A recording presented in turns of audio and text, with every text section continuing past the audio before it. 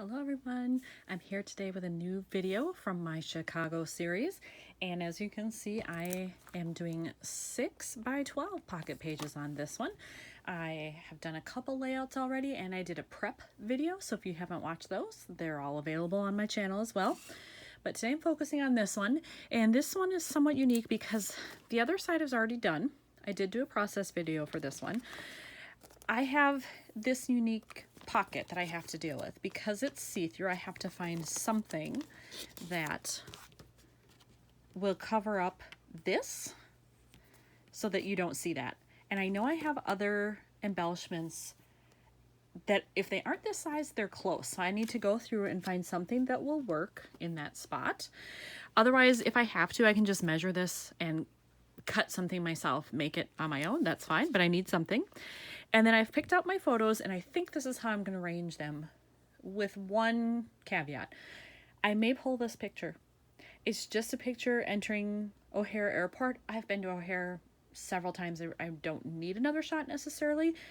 And I love this window photo, and I know I've got cards, pocket cards somewhere that say up in the air or away we go or something like that. So I may get rid of this one, reconfigure the layout here, and use one of those cards as well. For this one, I want to do something like put a little star or something on this just to add some texture to it and liven it up a little bit.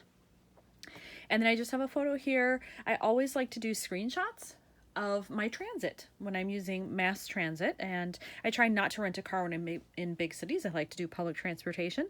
So I use the transit app in any large city, and so this is showing me, okay, I'm going from O'Hare all the way on the blue line into the heart of Chicago. I was able to find something that sort of fits. I have this, which is very similar to this one. It's actually from the same designer. It's just a different line. It's just a hair too small there. Right height, but wrong width. So I think what I'm going to do is maybe trim down to the white so that it's smaller, and then put it on just a scratch piece, extra piece of white cardstock, and then adhere it that way so that it matches up perfectly. All right, so I cut that down the way I wanted it, and then I inked the edges. I went a little crazy. I got a little too much on this end, but it's okay. And I just did it because I wanted it to stand out from the background a little bit, so it'll be fine.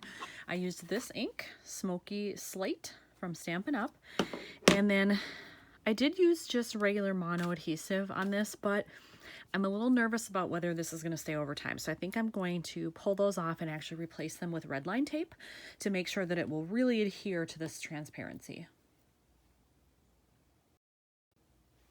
Now that that card is done, I went through my stash to see what else I could find to possibly replace this photo. And I have this card.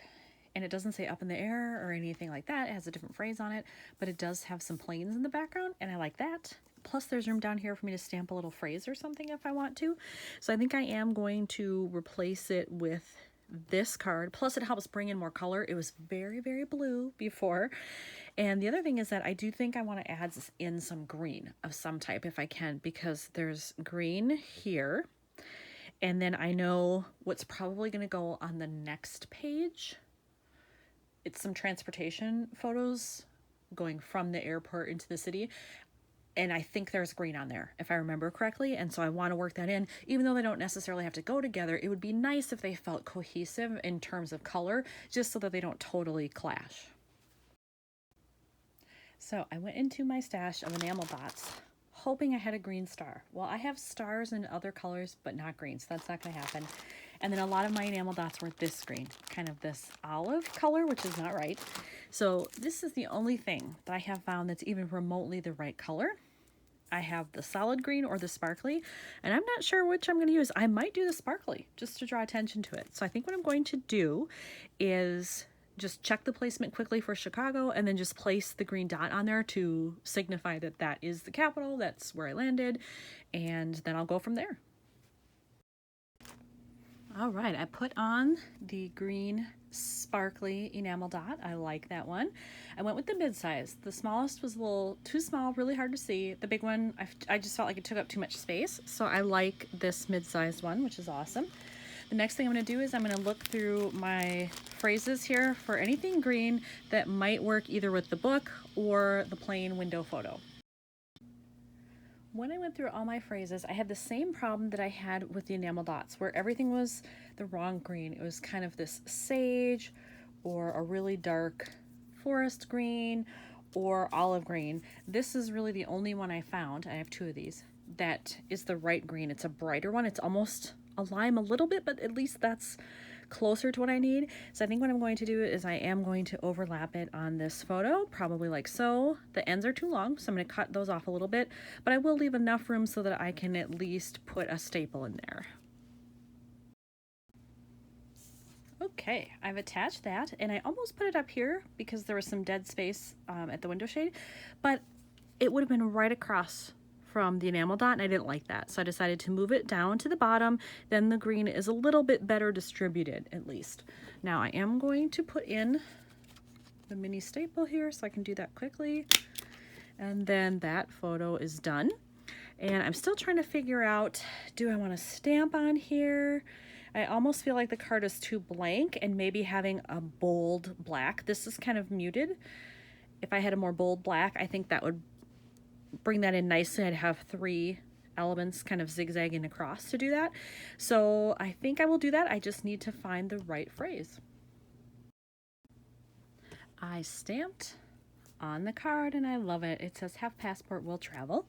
And that is from this set by Kelly Purkey. It's called See the World. It's from 2017, so it's a little bit older now. I don't think it's still available in her shop, but who knows? She might re-release it at some point. But I just wanted you to be able to see that's the set that I used.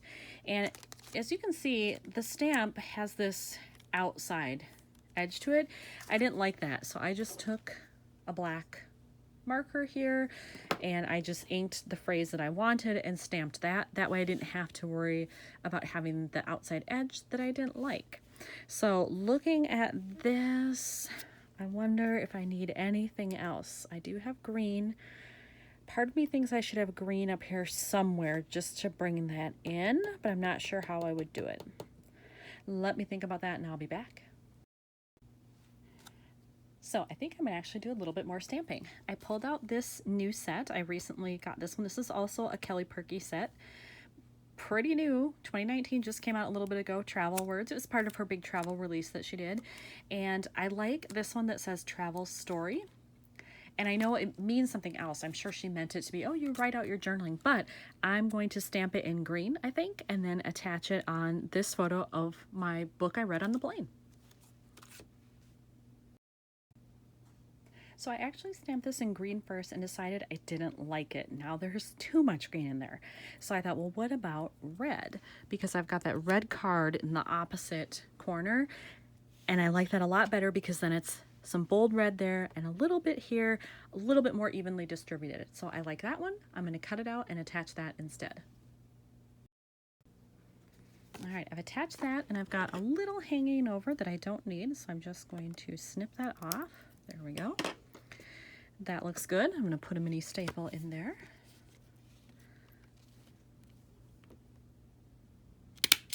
All right, and then move this down and see what I think. Is that going to do it? Let's see. Yeah, I think that one's done. And the beauty of pocket pages is that if I ever decide I don't like the configuration, I can always move things around in the pockets, but I think I like this one and I'm going to keep it this way. So I'm glad I'm starting on Chicago. Sorry, that's my cat. Thanks for watching, everybody.